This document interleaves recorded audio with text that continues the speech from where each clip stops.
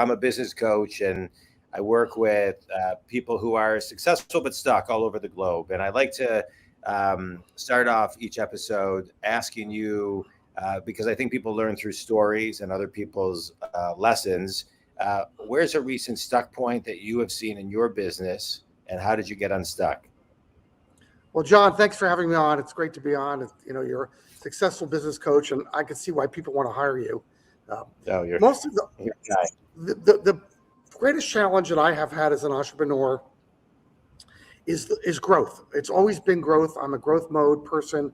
Although I live in the San Francisco Bay Area, I'm from the New York market, and all of my brain thinks of, I could do better this year than I did last year. I could do better next year than this year. That's not always a reality. Sometimes you get periods of plateauing out. That's just every entrepreneur goes through that.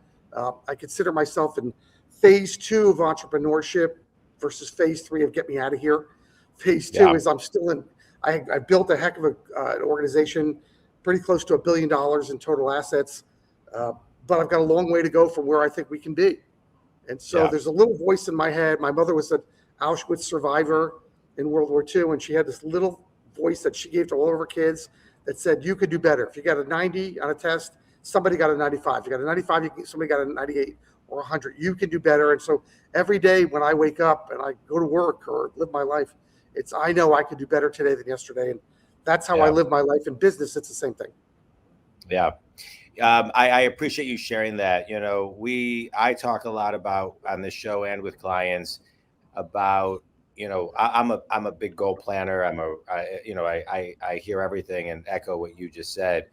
But I think community, it's really important to make sure that we're setting incremental goals so we can at least enjoy the small wins along the way, right? I think a lot of times we create these ideal goals, but sometimes if we don't create small incremental goals, we can't really experience or feel the growth. So that's something that I would just make sure that everybody's doing as you listen to what Elliot just shared. So thanks for that, Elliot.